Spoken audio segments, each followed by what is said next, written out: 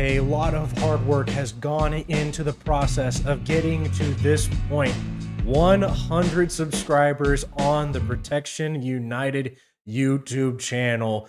Welcome on in, folks, because it is a cause for celebration. The Protect You podcast has hit 100 subscribers in just 10 episodes. Jay, I'm incredibly excited and enthused to hear about that. Jake Wilson, as always, alongside Jay Mickens. Jay, you and I have been through the process of building this thing from the ground up, obviously with some fantastic help from our producer, Justin Woods, but a lot has gone into this, and it just feels so good to finally see us reach not necessarily the mountaintop, but it definitely seems like base camp has definitely been established. No, exactly. It's always good to celebrate, milestones, right? Even as, the many ones, right? Ultimate goal is always to be bigger and better, right? Here in Triple J Studios, but to reach 100 subscribers, right, within 10 episodes, right? I mean, it's a great feeling, and just appreciate all the love and support everyone is showing us here at the Protect You podcast, and this movement is growing, and it's going to continue to move, but so excited, right? Yes. So excited to be where we are, and can't wait to jump into episode number 11. Yeah, we're ready to go because there's been a lot of support coming in, obviously, from the parents and the athletes that we represent here. Y'all have been an integral part in terms of building this up, providing highlights, getting us great photos, and then obviously our crew, Cinco Creative, does an excellent job of making sure that the promotion is as widespread as possible, on top of making all the sleek graphics and the thumbnails for us. It's been a complete team effort. We're going to get to some more members of the team as we dive into this episode today, because we've got a lot to talk about. And it starts out, Jay, as always, with ball and get the call. Exactly, baby. Exactly. Cannot wait. I'm excited for this one. Yes. I'm excited for this one. We've been waiting for one that happens organically, right? Just flows out. And I think one of our guys might be somebody behind our head. One of them was on bye. The other one had a huge game against the number 9 ranked team in the nation. Your Longhorns, Jake.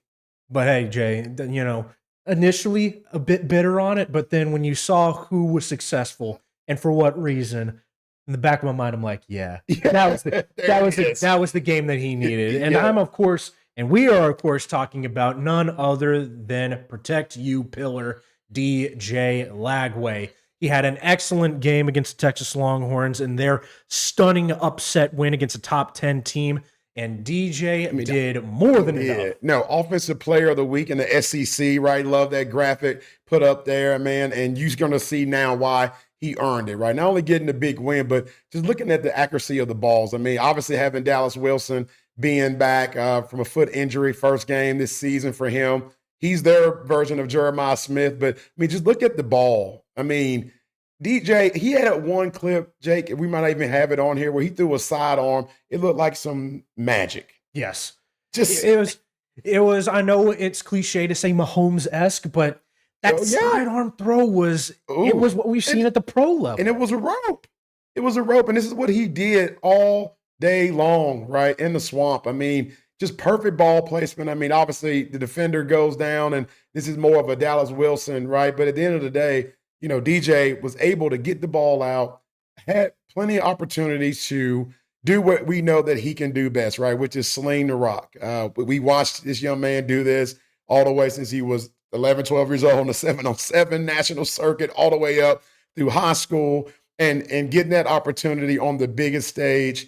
Our guy, our man, Mr. DJ Lagway himself showed the nation once again why he is that guy. And I think it was very important, too, for DJ to have this type of a game against this type of an opponent, an equally hyped up prospect in the terms of Arch Manning and the Longhorns sort of trying to figure things out. But then DJ gets out there and puts up 21 for 28 for just shy of 300 yards at 298, which is his most against any Power 4 team ever in his very short but still very shining career at Florida.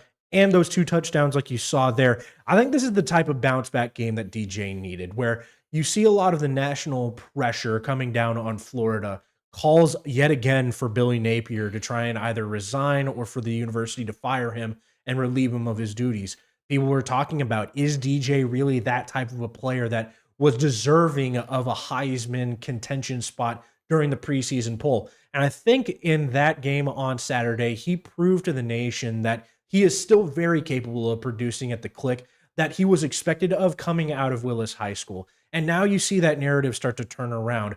The news outlets are really starting to grapple back on to DJ as a player. You see the outpouring of support. Obviously, Derek DJ Sr. was doing a good job as well of making sure that that narrative stayed positive. His old high school head coach, Trent Miller, was there to sing his praises as well, saying, this is the stuff that we've been expecting out of DJ since he was in high school. This ain't nothing new. We knew he was going to be back on this road to success that he experienced against the Longhorns. And now Florida is looking like they might have an opportunity to rebound in a pretty hefty way as we move into the midpoint of the season. Yeah, obviously they got a big one, right? Coming, the Texas A&M. DJ gets to come back home. I mean, College Station's only an hour away, right? From Willis, Texas, and so getting to play close to home now. All of his fans will get to be in attendance. We know Kyle Field is going to be rocking once again. Another opponent, and when you looked at the rest of Florida's schedule, I was going over it with Derek the other night. We're just kind of looking, and we're just like, man, like every team that Florida will play this season will be in the top 25 with the exception of Rhode Island and Kentucky, because even South Florida is now in the top 25. So having to play the toughest schedule in the nation, and it's not even close. I mean, it just doesn't stop, right? Because they still have Georgia left on the schedule. They still have Tennessee left on the schedule. They still have Ole Miss left on the schedule to go along with A&M coming up this Saturday. So you're looking at a situation where he's going to have to go through, a lot of tough times, right? He's going to go against a lot of tough opponents. And I love what Derek said. He was like, hey, Jay, we're going to take the good with the bad. We're going to stay even keeled through this whole process.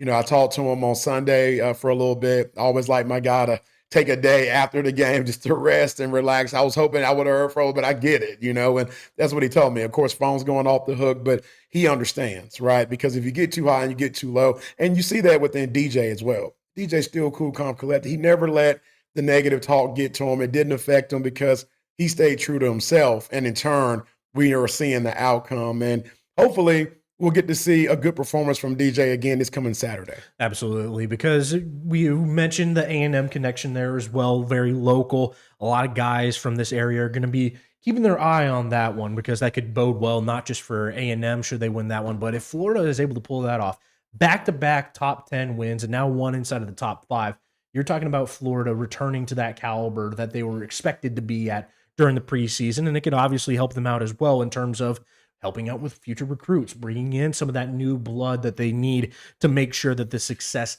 stays tenured and doesn't stay as a sort of flash in the pan type thing like we've seen with some other programs that'll remain unnamed. But you mentioned the A&M connection, and now we move over to the feeder schools for them as we move to Blinn and the Buccaneers, where we have actually a couple of guys out there here on the Protect You crew. Jack Emerson, who he is nursing some ailments, and we hope that he has a speedy recovery as he's expected to. Shout outs to the Emerson family for the help on that information as well. But then we also go to Michael Mesquise, O-lineman there for the Buccaneers, who has done an excellent job in terms of maintaining his spot in the heart of the offensive line, holding it down at the center position. In these clips here, you're going to be looking for number 70 coming out of that center spot. Got good, quick snaps, and then his head is up, and he is hunting for some bodies on the defensive end. Yeah, I mean, of course, you're looking at Moose, right? Just another young man that he's at Blinn for business decisions. Like, the kid had almost a 4.0 GPA, but played right tackle at Atascocita high school that he played at because that was what was best for the team, not so much as was best for him. So now getting that opportunity to play his natural position to play in the center spot, and you just look at just the dominance. I mean, perfect snaps. He's able to pull. I mean, he's quick feet, light on his feet, right? And then he's just super aggressive when it comes to his blocks. Always, was a kid that knows the importance of hand placement, understanding where the ball is going, going next level as well, Jake, was what I love. Where he chips the nose guard, and then he in turn will go to a linebacker, and he's athletic enough to where he can shuffle and actually engage in blocks, things that you want, Jake, if you're looking for a great center to come up to the next level. We don't expect this kid to be at Blinn for another season. I mean, like, he is ready for that next level now, and he's got the measurables. He has everything that I would say needs to be in that toolbox in order to move up and to get what he deserves, which is a full ride offer, right, to a traditional 4-year school with an NIL compensation package along with that. No, I have no doubts that Moose will be at that level of play. We've already seen that he has the good tendencies that you would want out of an offensive lineman that's getting that type of attention. You saw it there for yourself, his willingness to take on multiple blockers as well on that pulling action. Yeah. You saw him get one guy with the right, another guy with the left, stayed engaged just enough to buy his running back some room. And then, like you mentioned, that ability to pass the baton off of chip your guy, move him over to your guard spot, and then that allows you to go on and take the linebacker is an invaluable skill for any offensive lineman. And Moose has already got it, and we're barely halfway into the season for schools like Blinn. So if he's already showing that, God knows what he's got in store for the team that is able to secure his talents at the next level. And speaking of, well, I was going to say, before we jump off there, I also want to add that he was going against a D line that has tons of offers. One of the actual guys that he was going up against is already committed to Texas A&M. So it wasn't like he was out there bullying kids that shouldn't be out there. Let's just say that, right? These are all recruitable kids. That whole D line has multiple D1 offers, and he handled his business against them, right? So the coaches that are watching, coaches that have seen that film, they know, right, that he's going against some dudes. And Moose, which we call him Moose, right, Michael Mesquite, is also showing that he can also compete on that level as well. So I just wanted to jump in and add that, right? We don't want to give names because we never want to feel like we're talking down on any kid, whether we represent them or not. But for the ones that are watching that film, just know that those are some guys that you're going to also see playing on Saturdays, and Michael had no issues at all handling business. Yes, because it's pretty important, too, to acknowledge that Blinn, despite what their record may say, has been playing nationally ranked opponents out of their level of competition, which you may look at that and say, all right, well, they're playing a bunch of other fellow JUCOs. These aren't going to be the guys that we're expected to see on Sundays. Au contraire, these guys have already been recruited, like you said, Jay, and committed to schools at the next level. They know where their destination is going to be, and it's in those big Power 4, soon to be Power 5 schools. So when you see Mesquite get out there and get after it the way that he did against those types of opponents, it bodes well for what he will do when he gets to the Division I level. So I appreciate you throwing that in there as well, Jay, because we move from one guy who is at that level and will soon be increasing his level to the Division I ranks to a guy who has already shown that he is more than capable of handling that type of pressure and will likely show up and show out against D1 opponents. We are, of course, talking about the ever-loyal Coleman family, starting out with Tavis Coleman, who did an excellent job in the team's most recent games, spreading the love as well as spreading some of the action to his twin brother Bryce, who also was the recipient of a handful of solid throws. And here's the first one of them here, fighting through and continuing to gain yards after contact. Jay, exactly what you see from a great quarterback and receiver combo. No, exactly, right? And Tavis has been lighting it up, right? First year getting, in my opinion, a real opportunity to show his full skill set, right? High school and the coaches believe in him. But, to go 16 for 25, over a couple of 100 yards, but most importantly, 4 touchdown passes in the air. And he's currently leading, right, that whole entire area in regards of pass completion percentage, right? He's also up there in regards to touchdown passes. But you're looking at a young Tavis Cole, which, the boys are only 27, right? Mm-hmm. Him and Bryce, both of those young men have a whole nother year of high school football left. But, you're just seeing Tavis just controlling an offense that he just picked up and learned this past spring, right? And he's taking the bull by the horns. He's earned the respect of that locker room. All his teammates are going to fight for him. And, of course, this is going to be more on the receiver, just a nasty jump cut and a house call here. But excuse me, once again, Tavis is keeping his eyes downfield, right? A lot of times these quarterbacks, they don't want to get hit in the mouth. Their eyes go from downfield to looking at that middle linebacker, and they're like, I don't care about who's open. This is a business decision. Well, Tavis' business decision is I'm going to do whatever it takes to help my team win, right? And with his athleticism, him being able to come out of the boot, another great touchdown right there. I think that was the one that was to Bryce, right? Bryce is dominating at that tight end position. But this combination of Tavis and Bryce is going to be a force to be reckoned with. And you're looking at a Shadow Creek football team, right? It only has a couple of losses, right? A real close loss to a nationally ranked Summer Creek, right? And then, of course, they have another loss that, one might say was upset. We got to wait and see, right, where that record ends for that other school. But,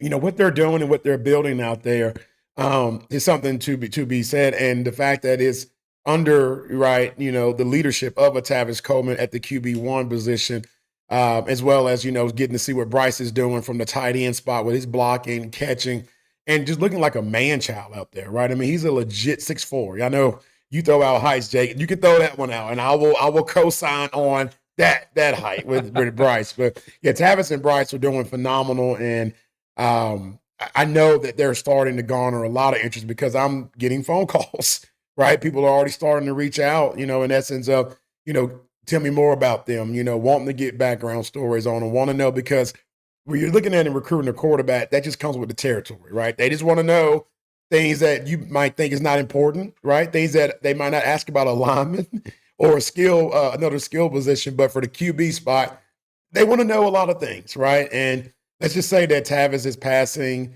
the eye test as well as the questionnaire test with flying colors. No, I don't doubt that for a second because he's a guy too that you saw it there in the clips. He's very mobile and he's very capable of handling the length and the size that his body is currently at, of finding ways to get out of the pocket, extend plays in ways that he needs to, and then finding those guys downfield. Because you saw on that long touchdown play, Jay, where you mentioned that may have been a bit more of a play for the wide receiver, but there was a lot of setup that went into that. Strong rollout, good confidence to get there right near the line of scrimmage, deliver a pump fake to freeze the defender for just a half a second, and then deliver the accurate throw so then your receiver can go and make that play. I think that gets underrated and undervalued a lot, is that when we see the wide receiver make a great play, well, there's usually something that led up to it, whether that's strong blocks by the offensive line or, in Tavis's case, a strong play by the quarterback to set that one up.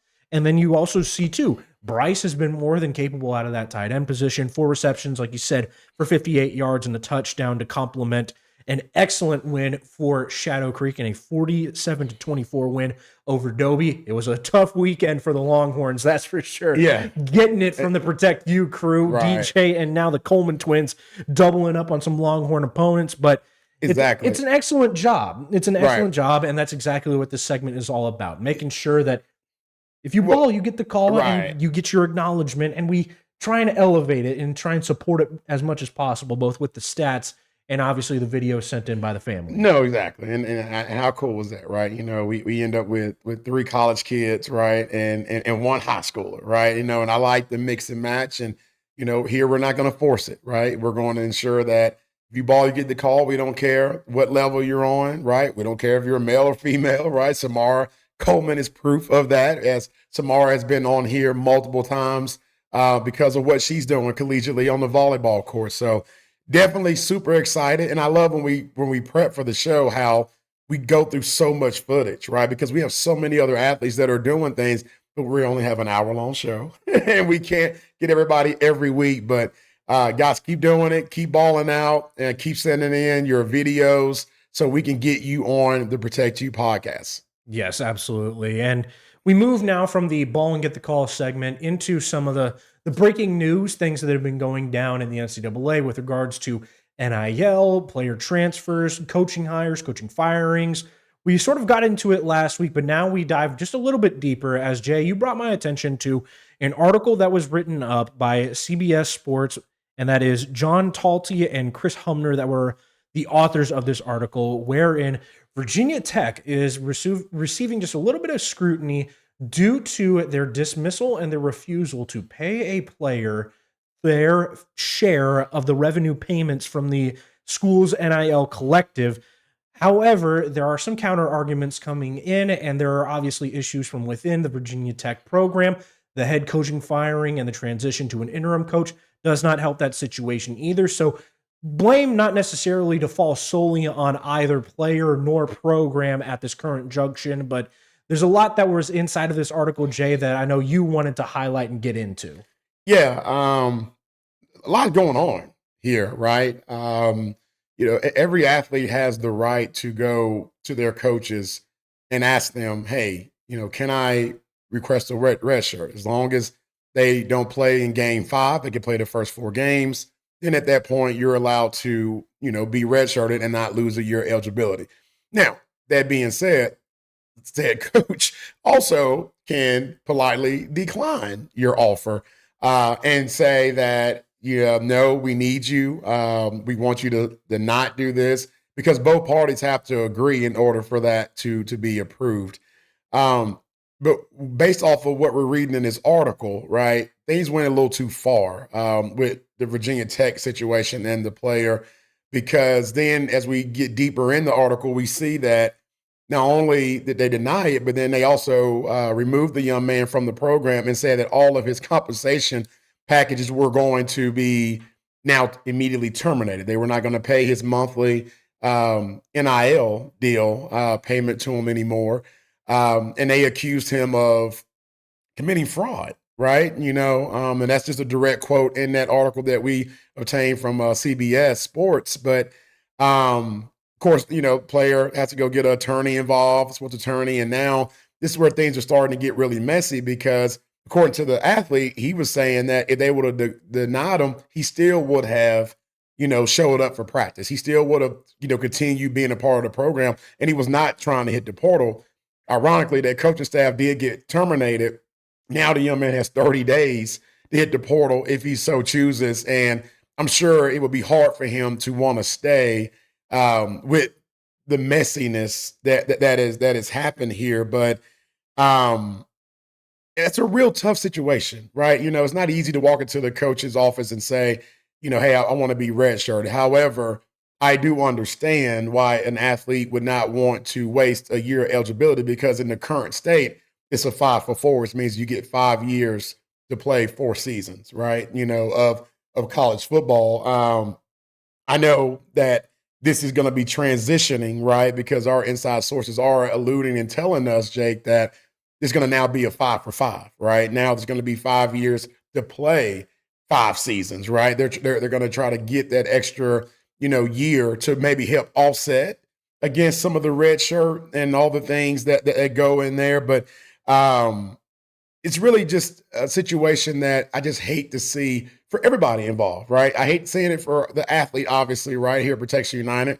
Our job and our goal is to always protect our athletes. And unfortunately, I don't know how much protection was given on one side, but then it's also just a black eye on a football program as well, too, because how do things get so far? Now, there's a lot of he said and she said, right? There's always 3 sides to every story, as we're told, right, Jake? There's this person's, story and version, this other person, and then somewhere in the middle is the truth, right? So we don't know who was right or wrong in this situation, but we do know that this was a very ugly situation and truly hate that this happened. Yes, and to those that might be leaning one side or leaning the other, the article does make mention that according to the NCAA rules, you cannot rescind a scholarship if you are a program. However, since this isn't explicitly a scholarship, this is a percentage of the revenue share, we're reaching new territory with this sort of agreement and this sort of issue. And so what the article mentions is that this seems like another breakthrough moment. This seems like another part where the courts are going to have to step in and decide how this situation gets handled.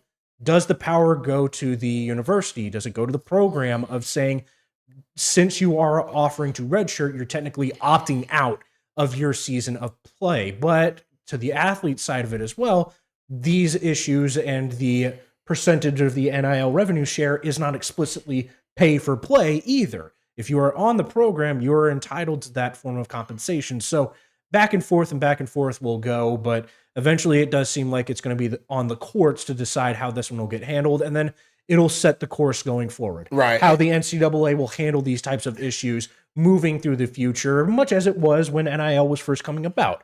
It had to start in the federal courts, and then Yeah. eventually it was adopted by the NCAA. Correct. No, and every just like with anything, right? When something new comes in, something transcends into something even bigger than probably anybody ever could imagine, there's gonna always be kinks, right? That you gotta work out, right? And that's why, us here at Protection United, we're gonna keep our ears to the ground in regards to just the evolving changes that are coming in the NIL world. And to be honest with you, I don't think that they're gonna have this figured out probably until the next decade or so, right? Because what's happening is it's just something new pops up.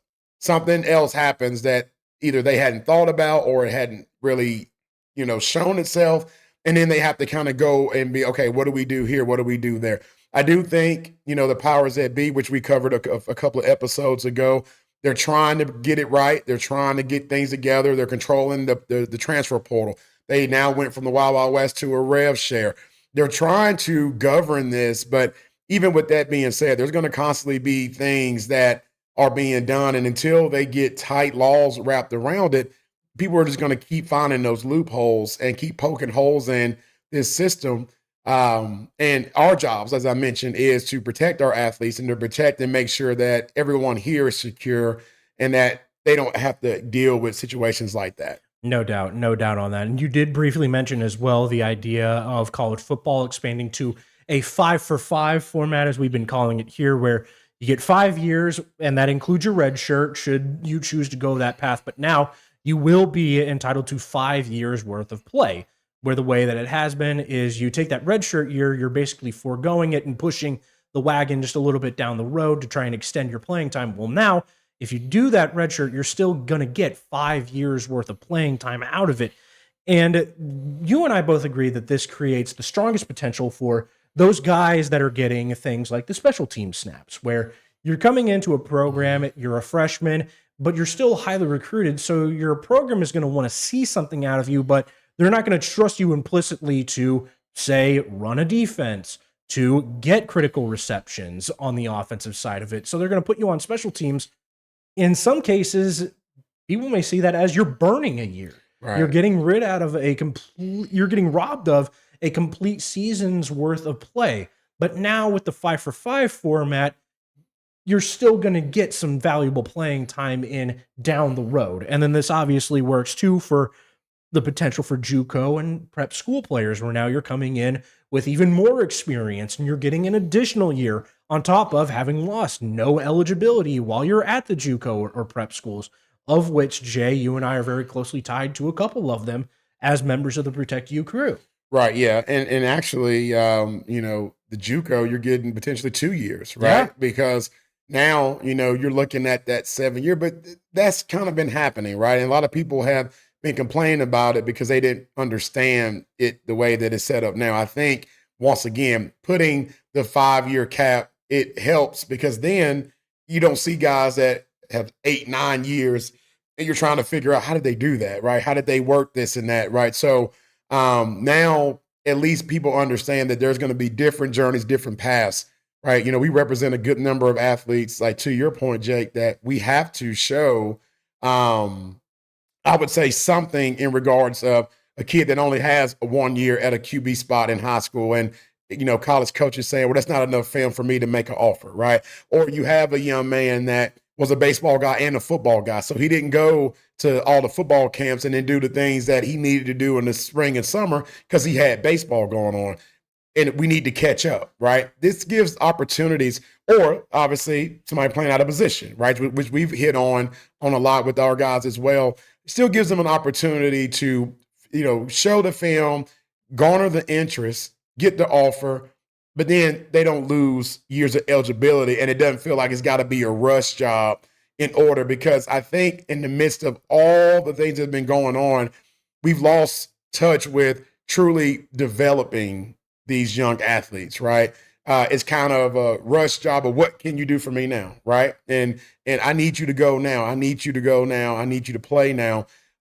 This still gives that opportunity to still accomplish that, right? Because it even starts off with the athletic directors and the boosters, right? Everybody wants to win now. And, just like players can get cut after a year of service, coaches obviously, can as well too. So in order to help, I guess, keep everybody happy to a certain degree, you need to have these other stipulations, I feel, that can help, garner schools winning, players, winning, right? And then everybody being happy because apparently the fan bases, right, are going to let you know if they're happy or not. Boy, will they! Boy, will they! The X commenters and the X posters and the Instagram followers, they certainly will voice their opinions because man, that screen gives you a lot of protection if you're a hater. Oh, it does. Oh, it does. The keyboard warriors. Yes, absolutely, absolutely. But that wraps up just the breaking news segment. We always like to try and keep things fresh here on Protection United, letting you know that we got our finger on the pulse when it comes to issues of NIL, NCAA, and things of the such. But we also got some good things coming down the pipeline as well, because we have, obviously, as always, new additions and new members of the Protect You crew, Jay. We start off because we got a pretty loaded bunch, I feel like, out of these. It's only 3, but these are some 3 heavy hitters. Power 3, baby. And we start off with another Louisiana connection and one of our favorites that we have seen. One of my favorites in terms of the clips that they have sent in, the pictures that they have sent in. We've got ourselves a headhunter joining the Protect You crew in the form of Isaiah Stokes, 2026 linebacker out of Zachary High School in Louisiana. And this boy is ferocious. Oh, yeah. This young man, I mean, first of all, the pictures are just showing the physique and just the scariness. I mean, and before, Computer Jesus, oh, man, stop it. What? You see that? You see that guy coming at you. Yes. And before we show these first videos, like, I need the audience to just take your eyes to the very top of the screen, because you're going to see a screen or a stop route, and you're going to see just a monster come below somebody up. So, Computer Jesus, I think everybody's ready. Top of the screen, and I mean, and look at that. I mean, you see the ball go flying. Thank God that young man's okay, and he got up. There was no chance of a reception on that play. No, I would have been asleep. And then this is a good example, too, of you saw the hard-hittingness of it, but now he comes off of the edge, drops back, and he's able to retreat back and make a play on a dicey wide receiver. Yeah, exactly. I mean, of course, he's showing the pass rush and all the things, but the fact that he can also drop back in pass coverage, I mean, that is a defensive coordinator's dream on a collegiate level, where you can have a linebacker play all 3 downs, right? Not just first, second down, and he got to come out for pass plays, right? I mean, he's a guy that can be out there the full time. And I mean, just look at that hit. Even Computer Jesus, he's seen that hit probably 10 times. He's still over there at his desk shaking his head as if he's just seen it for the first time.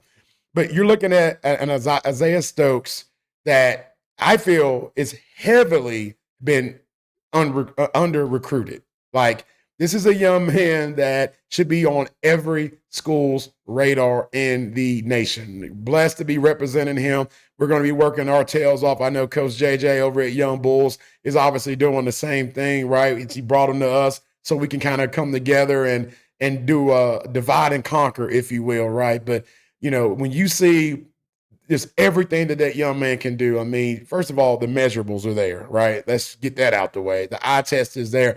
But what he's doing on the football field, man, running on his toes, quick twitch muscles, the lateral movement. And then for him to show, like you mentioned, Jake, he can go hit the quarterback. He can come down and help on run support, but he can also drop back in pass coverage.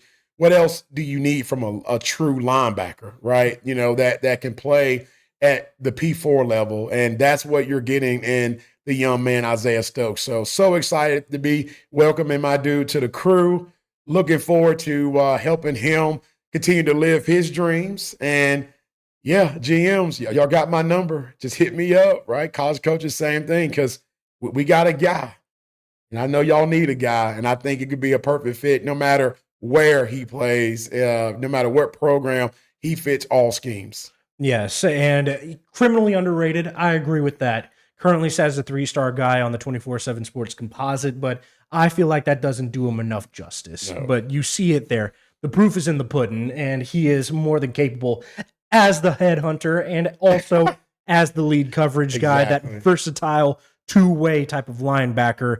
And you mentioned that Cajun Justin was very gracious enough to bring us this great connection, and now we have another guy that brought us a connection, as obviously the Kenneys have done an excellent job in terms of hooking us up with family, friends, and we got 2 dogs that came from that connection as well. 2 more brothers joining the Protect You crew. We start out of the Vilmel family with Josiah Vilmel, 2026 defensive back out of Fort Bend Travis High School here in Texas. And man, that guy on the sideline, I'm sitting there, I'm like, hey man, act natural for me. Yeah. And he just hits this bulldog fierce like stance for me. He says, this is what I'm like. This is who I am. And he has chosen such an elusive way of being the strong defensive back. He holds it down to that safety position a pretty solid amount. But when you need him to, like you see here, and he can get it done on special teams too. Right. No, and you see us all up in the end zone, right? BJ Scott, director of player development, dapping them up, right? You're gonna see me coming in on the screen, showing the love. Because I mean, for him to do something like that, just right out the gate, man, he showed out, man. He knew we were gonna be there, and we're holding it down for him. And he was like, "Hey, I'm gonna make sure y'all get plays," and that's what we want, right? I mean, he could have technically been on ball and you get the call, but we're like, how can we do that? We haven't even announced this kid. They'll be like, who the hell is that? You're not even announced it. We don't even see his graphic created. However, I mean, and now you're getting to see just a phenomenal kickoff return, right? I mean, which was kind of flipping back the momentum to his team. But look at the in and out, and I mean, house call. Gone. I mean, this is a young man that can do it all, whether it's at DB, whether it's at special teams. Clearly, he's a guy that, once again, you know, if you're looking for a DB, he's your guy. Decommitted from Oklahoma State.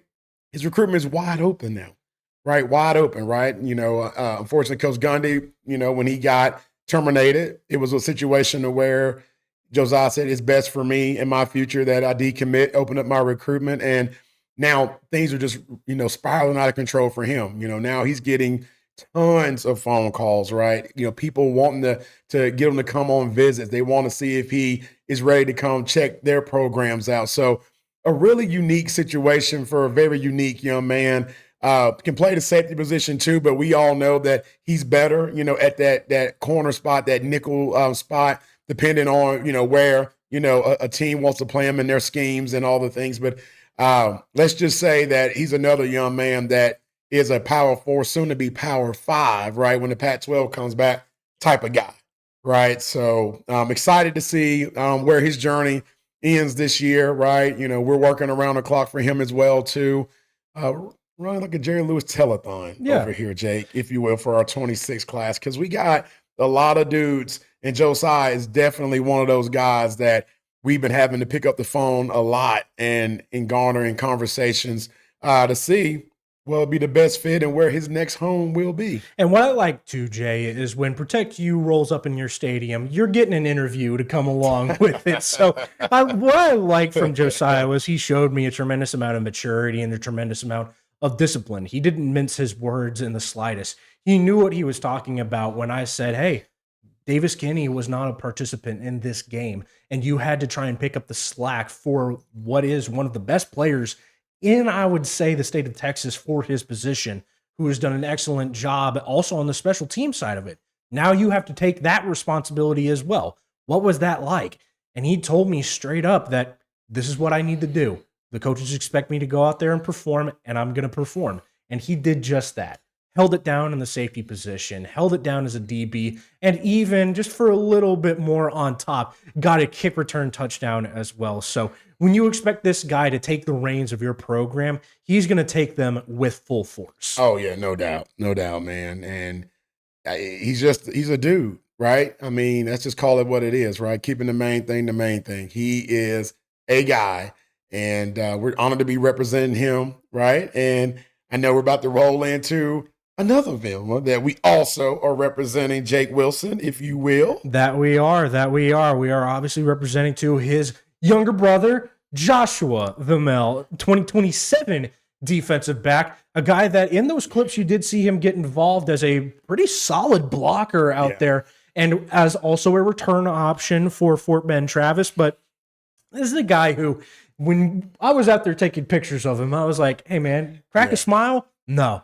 All business when those pads and that helmet is on. And there you see too the triple connection there for Protect You of Josiah, Davis, and then Joshua from left to right. But and that's Davis Kenny, by the way. Yeah. And so I go up to Pops after I take a couple of those pictures, and I'm like, hey man, is everything all right with Joshua? He says, that's just who he is.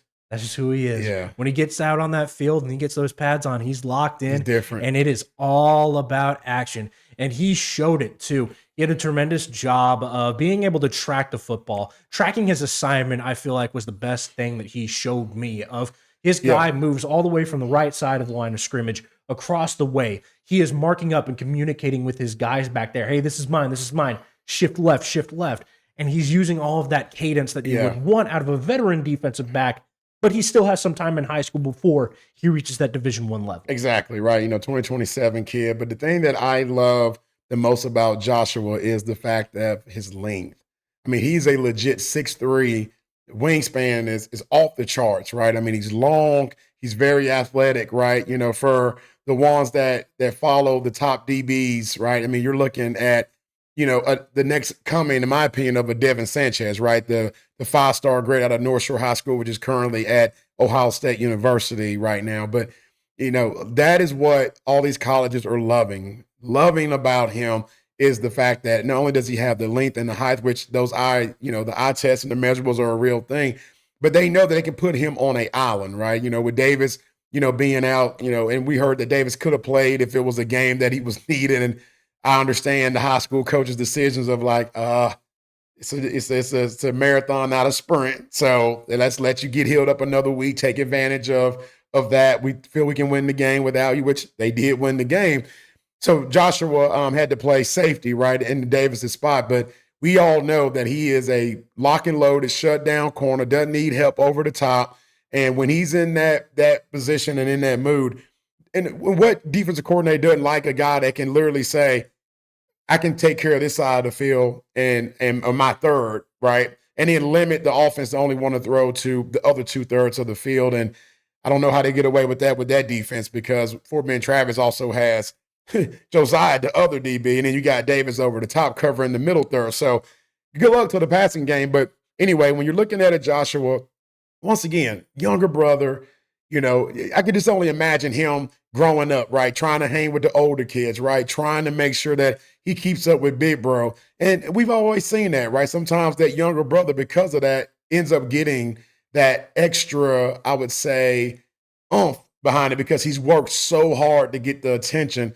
And now he's already hit his growth spurt. I mean, it can only go up for him. Having another year, having another series of camps, right? Which this young man didn't even really have to go camping anymore, in my opinion, from the college level. Now he's just only going to be doing the big national camps, the Under Armours, the Nikes, right? Those type camps, rivals, right? That way he can work on getting his stars, work on getting, naturally ranked even higher.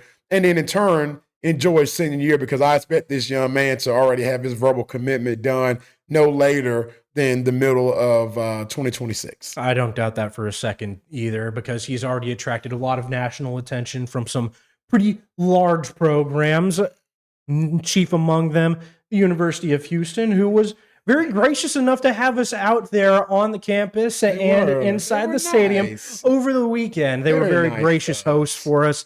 They provided shuttles for us to get us from the parking lot into the facilities. Shout out to Wes Fritz, general manager at University of Houston.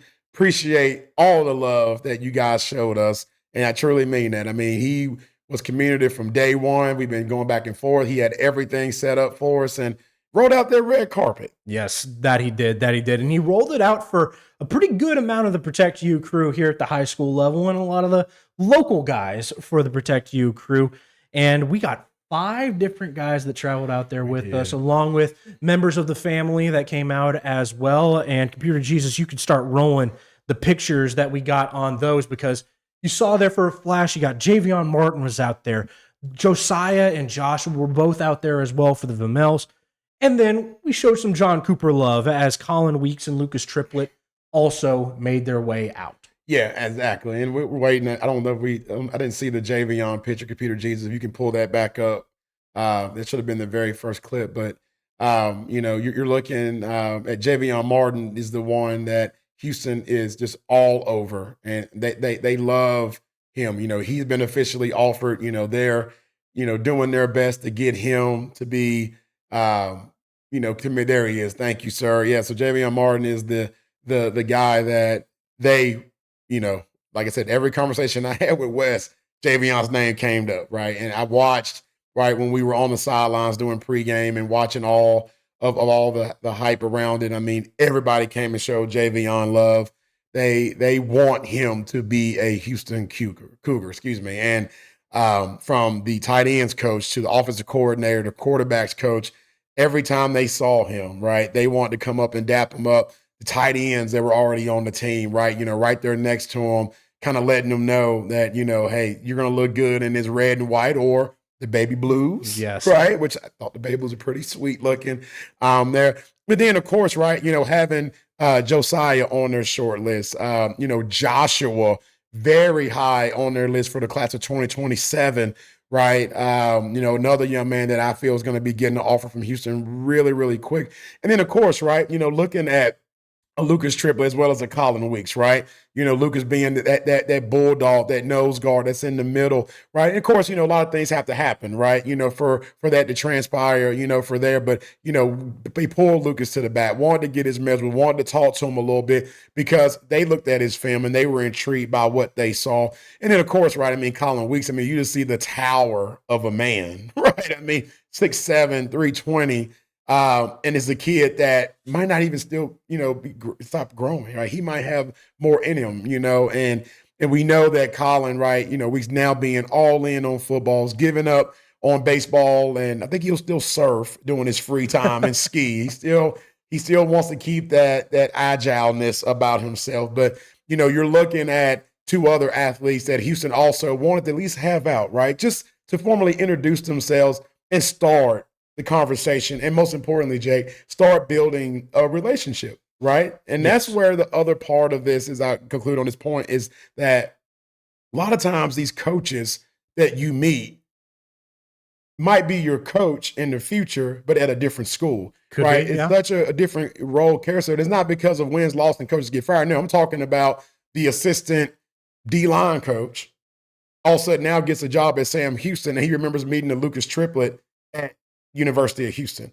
right? Or you're looking at an offensive line coach that leaves Houston and then he goes to a TCU or he goes to a Oklahoma. And now all of a sudden he remembers, man, I saw a guy that fits what I'm looking for, highly intelligent, quick, high IQ, excuse me, right? So he can think quick on his feet.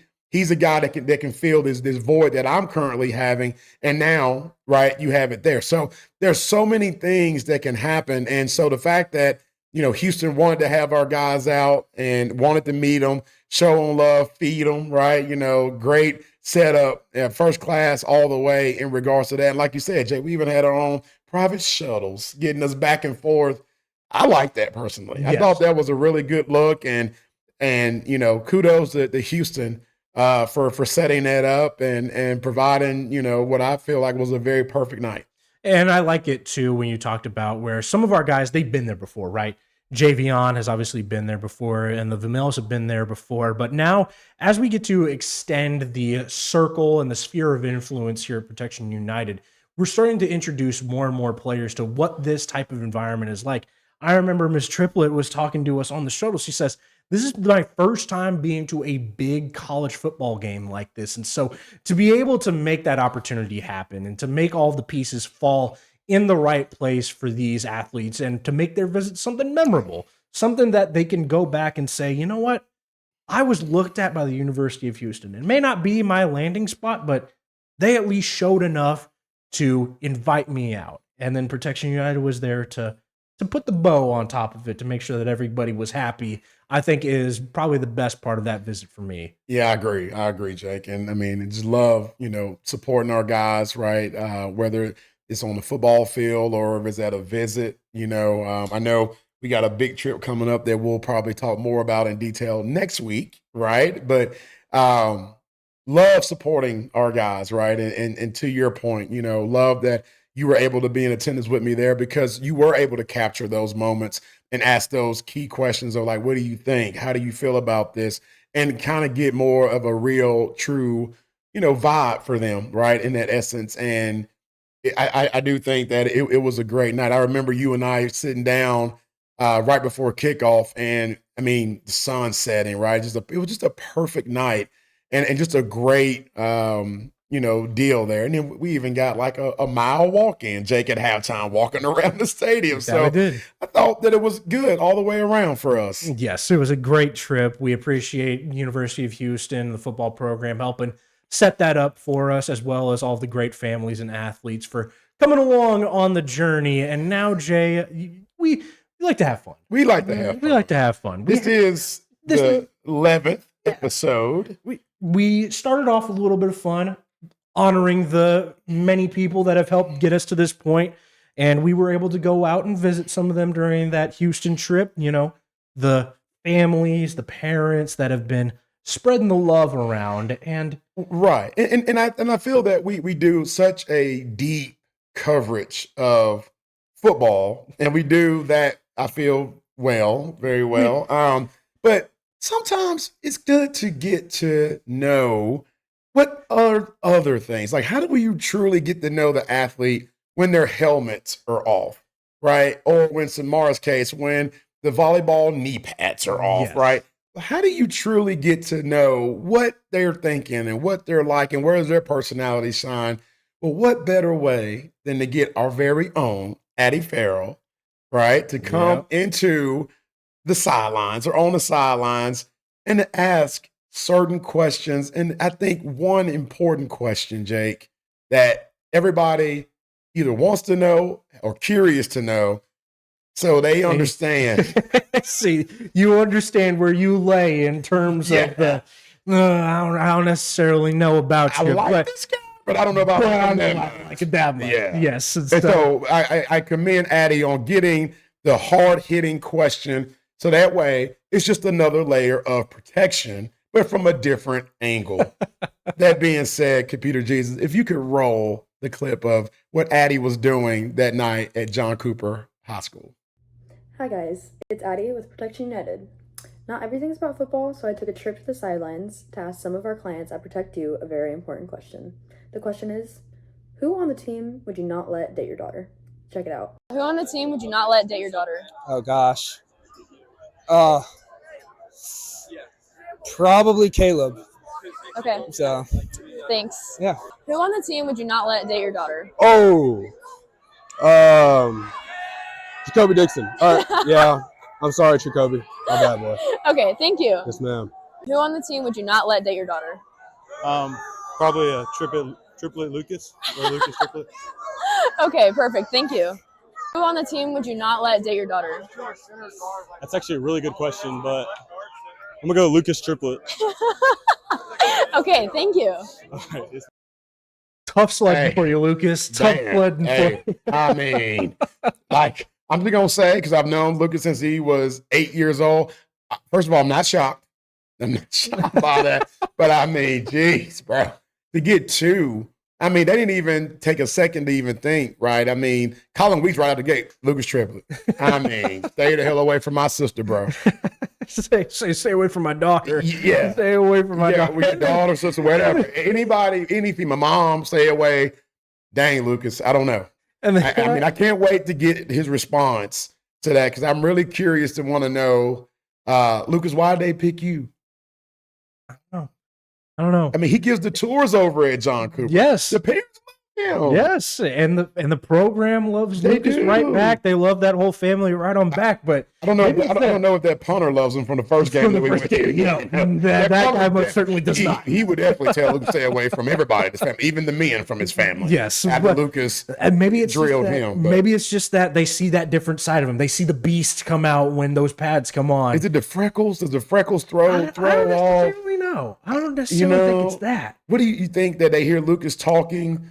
Could be. Could be. Does he whisper sweet Maybe it's just nothings that- in girls' ears? Maybe it's maybe it might be that. Maybe it's he gets somebody on the ground, say something while he's tackling a guy, and it's like, oh, hey, kind of freaky there, Lucas. I don't know about that, but it's. I think it's interesting. I think it's interesting, but also I can appreciate some of the responses as well. Ooh. I can appreciate some of the responses of. Like Jake's response of you know what, Addy? That's a good question. Yeah. I've been waiting for somebody to ask. Right. I've been waiting to say Lucas Triplett. I mean, out of all their teammates, out of all the people they know, it didn't have to be well, I guess the question was a teammate, Yes. correct? Okay. Still, it's a lot of kids out there.